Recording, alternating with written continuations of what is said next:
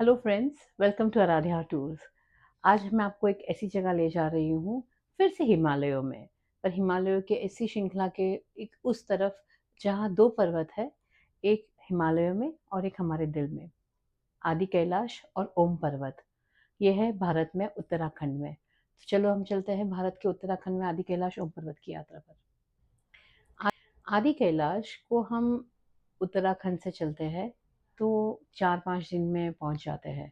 आदि कैलाश एक ऐसी जगह है जो बहुत शांत है, निरामय है और प्रथम दर्शन है महादेव के।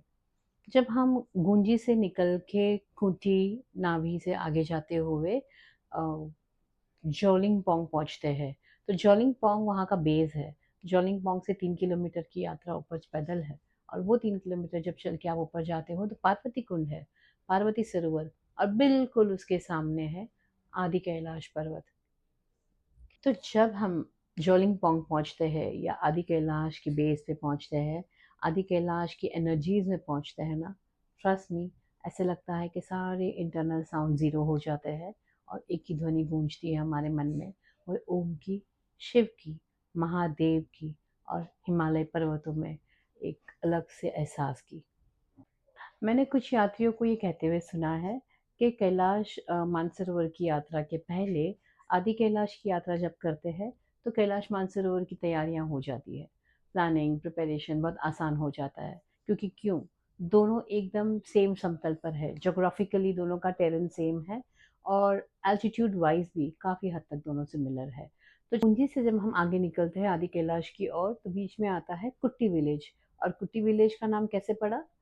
देवी कुंती ने वहाँ पर उनके अज्ञातवास के दरमियान वास किया था पांडवों के साथ। और वहाँ पे उन्होंने खेती करी थी। तो उस गांव का नाम कुंती कुंती से कुट्टी बन गया। और कुट्टी के आगे चलते हुए जोलिमपोंग, और जोलिमपोंग के आगे वहीं से कैलाश, आदि कैलाश एंड पार्वती सरोवर। पार्वती सरोवर के बारे में बात करते हैं। पार्वती सरोवर एक ऐसा सरोवर वहाँ पर है जहाँ बादल हो, बारिश हो, क्लाउड्स, घने क्लाउड्स हो या कोई भी वेदर हो, पार्वती सरोवर की स्तर एकदम निरल और शांत रहती है।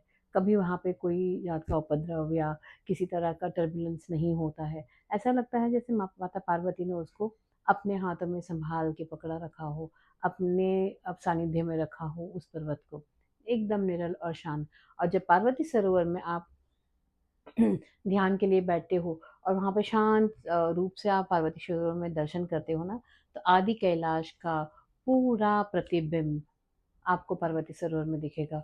द कंप्लीट फॉर्म और रिफ्लेक्शन ऑफ आदि Kailash is seen in Parvati Sarovar in Adi Kailash. So this place is absolute divine experience, complete journey.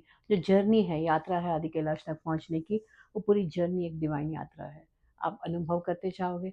And thanks to BRO and thanks to the Indian team, अब आदि कैलाश के रास्ते इतने सुंदर बन गए हैं, बहुत सुंदर। और जब भी हम आप जब भी जो का आदि कैलाश गया है ना, उन्होंने देखा है कि BRO की टीम सतत वहाँ काम करती रहती है, सतत रास्ते बनाती रहती है। और इतनी ऊंचाई पर, 15,500 फीट की ऊंचाई पर रास्ते बनाना, ये भारतीय टीम की एक सफलता है। और आदि कैलाश जाना इतना सरल बना दिया है। और गुंजी से लेके हम जब आदि कैलाश तक जाते हैं तो कभी कभी हमारा रात्रि निवास गुंजी में होता है, तो कभी कुट्टी में होता है। और यहाँ पर कैंप्स भी है, टेंट्स भी है। एंड मोस्ट इम्पॉर्टेंटली वहाँ के लोकल्स ने अपने घरों को खोल दिया है और होम स्टे शुरू कर दिए हैं। और इन लोगों के जो स्वभाव है, व्यवहार है, और खास करके उनका भोजन है, उनका खाना है पहाड़ों का, इतना टेस्टी है। और मेडिकल पर्पस फूड भी है, जैसे कि कुछ हेम्प सीड की चटनी है या पहाड़ों की सब्जियां हैं। And they really treat you as a very welcomed warm guest. तो आपको बूंदी से लेके आदि कैलाश तक जहाँ पे भी आप रात्रि पड़ाव करो, आपको कहीं भी ऐसा नहीं लगेगा कि आप वहाँ पे वेलकम नहीं हो। तो कुछ हम शहर में रहने वालों लोगों ने लाइफ को बहुत कॉम्प्लिकेट करके रखा है। इतनी सिंपल और इतनी सरलता से लाइफ जीते हुए कैलाश के सानिध्य में वो लोग इतनी सुंदर लाइफ जीते हैं, जिसका अनुभव हम गुंजी से लेके आदि कैलाश तक की यात्रा में करते हैं। कुछ लोगों को यहाँ पर मोमेंट्स ऑफ कैथारसिस फ़ील करती है, जैसे किसी के अश्रु नहीं रुकते, किसी को एक ध्यान मुद्रा लग जाती है। दोनों ही पर्वत हमें हमारी इस लाइफ़ के लिए और आगे के पड़ाव के लिए प्रिपेयर भी करते हैं।